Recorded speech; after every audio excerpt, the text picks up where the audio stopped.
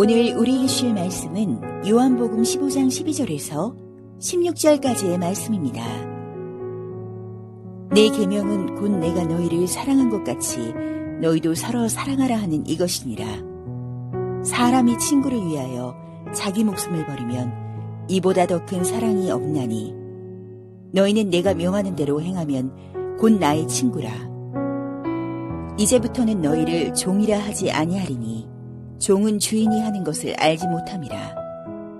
너희를 친구라 하였노니 내가 네 아버지께 들은 것을 다 너희에게 알게 하였음이라.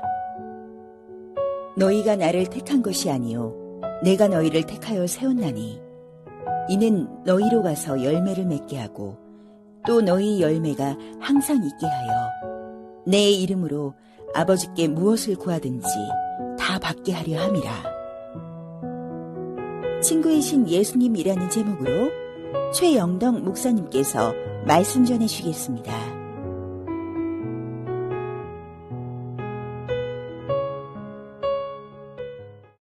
나를 진정으로 사랑하는 친구 한 명만 있어도 그는 행복한 사람입니다. 오늘 예수님은 우리에게, 나에게 친구로 다가오십니다. 살펴보며 은혜 받기 원합니다. 12절에서부터 14절에는 예수님과 실질적인 친구가 되는 두 가지 조건이 나와 있습니다. 12절, 내 계명은 곧 내가 너희를 사랑한 것 같이 너희도 서로 사랑하라 하는 이것이니라. 첫째, 동료, 이웃, 친구를 사랑하는 것입니다. 서로 사랑하는 것입니다. 사랑, 참 귀한 단어이지만 행동으로 옮기려면 망설여지기도 하고 행동에 옮겨도 사랑에 이르기까지는 너무나도 오랜 시간이 걸릴 때가 많습니다. 큰 것부터 하려면 감당할 수가 없습니다. 나에게 주어진 환경에서 작은 것, 할 수 있는 것부터 실천하기 원합니다. 그러면 시간이 지날수록 예수님의 친구가 될 수 있습니다. 우리가 부부싸움을 하는 것 중에 하나, 가족싸움을 하는 것 중에 하나가 화장실 치약을 중간부터 짜서 쓰느냐 아니면 끝에서부터 짜서 쓰느냐, 이것 때문에 늘 자주 싸웁니다. 해결하는 방법 중에 하나는 이겁니다. 끝에서부터 짜서 쓰는 사람, 중간부터 짜서 쓰는 사람, 이 두 종류의 사람을 위해서 통 두 개를 만들어 비춰놓고 양쪽에 표시를 합니다. 그리고 취향에 맞는 것을 사용하게 하면 됩니다.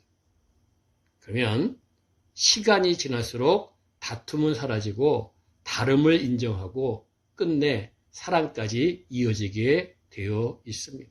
저는 교회와 선교회에서 공통적으로 섬기는 사역 외에 개인적으로 하는 선한 사역 중 하나가 월드비전을 섬기는 일입니다. 월정액을 정해놓고 매달 계좌 이체를 시킵니다. 그리고 날마다 관심을 갖고 기도를 하다 보니까 그곳에서 섬기고 있는 아이들이 점점 사랑스러워집니다. 더 나아가 사람들을 보는 눈도 시야도 달라짐을 느낍니다. 사랑, 처음부터 할 수도 있지만 그러지 못할 때가 많습니다. 그래서 작은 것부터 실천할 때 비로소 예수님의 실질적인 친구가 될 수가 있는 것입니다. 13절부터 14절, 사람이 친구를 위하여 자기 목숨을 버리면 이보다 더 큰 사랑이 없나니 너희는 내가 명하는 대로 행하면 곧 나의 친구라. 둘째는 이웃과 친구와 동료를 위하여 목숨까지 바치는 것입니다. 목숨은 하나이기에 너무나도 귀한 것입니다. 그런데 본문은 그 귀한 것을 이웃을 위해, 친구를 위해, 동료를 위해 바치라고 합니다. 목숨을 친구에게 바치는 것은 결코 쉬운 일이 아닙니다. 첫 번째 조건, 이웃사랑의 내용처럼 작은 희생부터 실천할 때 가능해질 수 있습니다. 로렌스 형제, 본명은 니콜라 에르망입니다. 프랑스 사람이지요. 이분은 자신의 책 하나님의 임재 연습에서 이렇게 이야기하고 있습니다.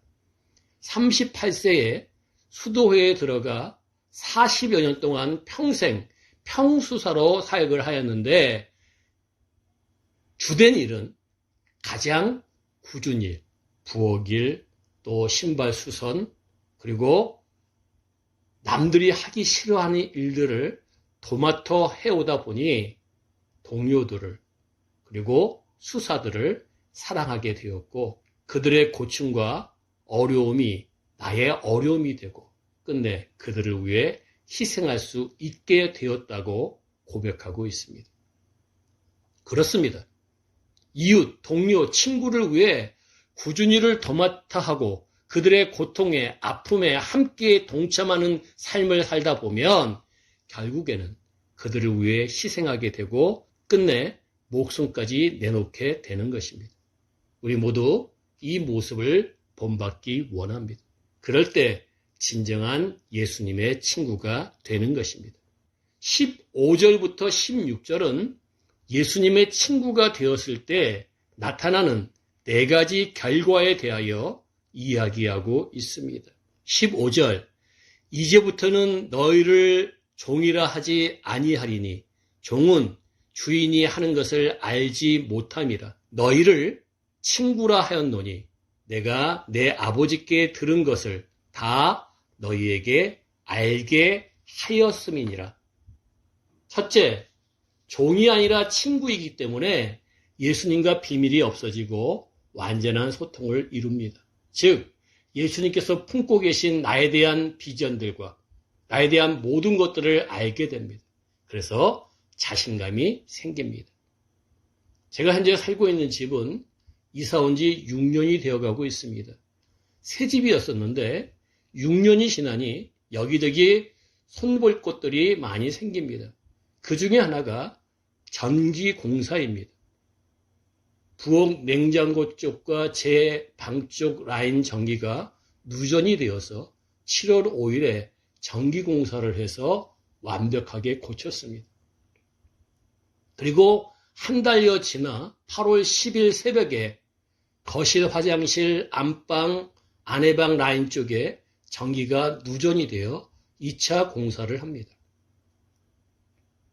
공사하는 과정을 지켜보니까요. 주된 작업이 이렇습니다. 안전기를 콘센트 안에 있는 전기선에 대어보고 누전된 곳을 찾아서 공사를 하는 것이었습니다. 2번이나 공사를 해보니까요. 나름 집 전체의 전기선 연결 설계도를 알게 되었습니다. 앞으로도 화재만 아니면 누전이 되어도 두려움이나 불안함이 훨씬 감소될 것 같습니다. 그리고 이렇게 고치면 되지 하는 자신감이 생길 것 같습니다. 그렇습니다.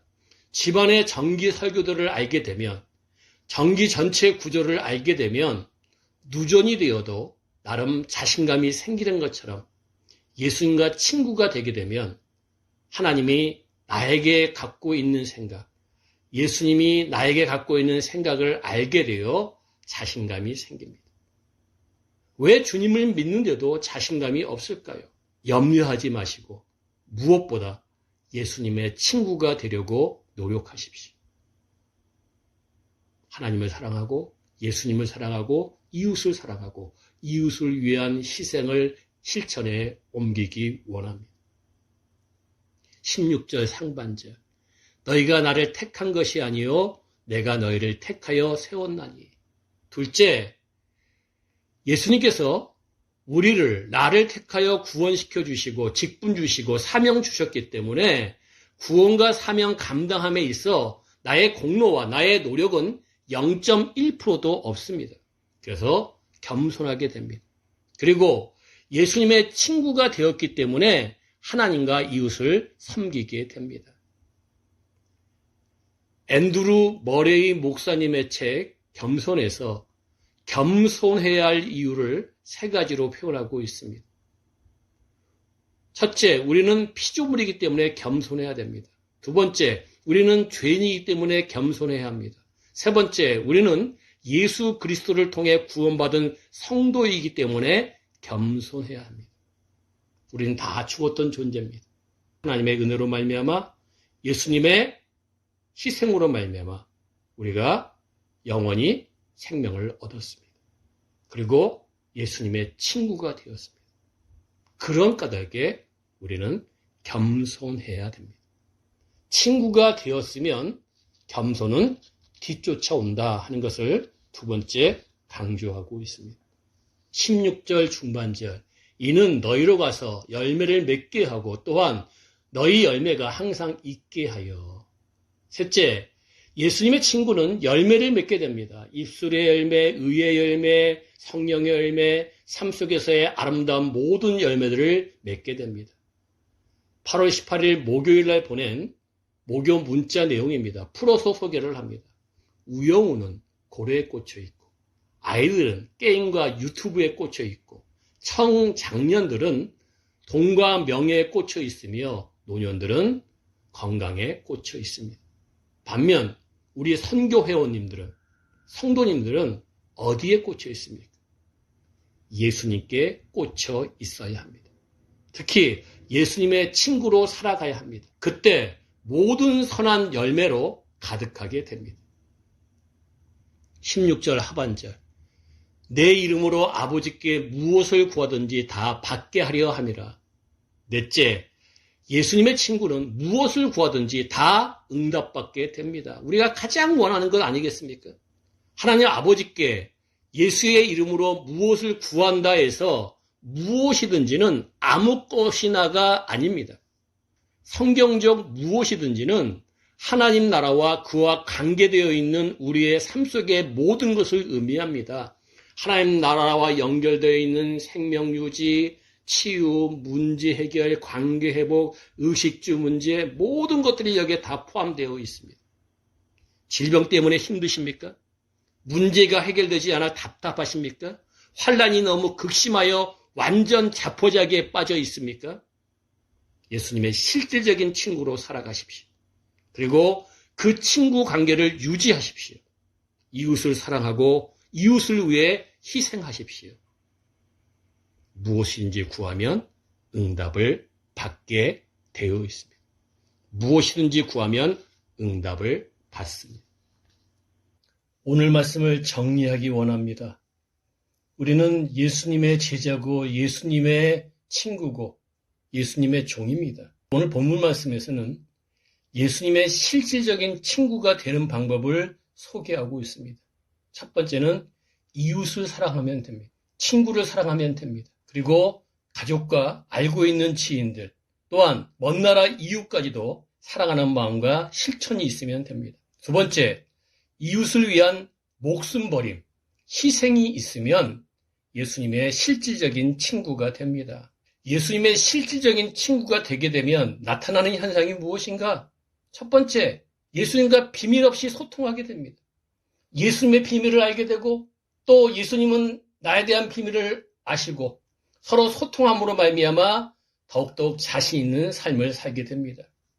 두 번째, 겸손하게 됩니다. 이 모든 것은 하나님이 하셨고 예수님이 하셨기 때문에 나는 아무것도 아니라는 것을 알게 됩니다. 세 번째, 선한 열매를 계속해서 맺어나갑니다.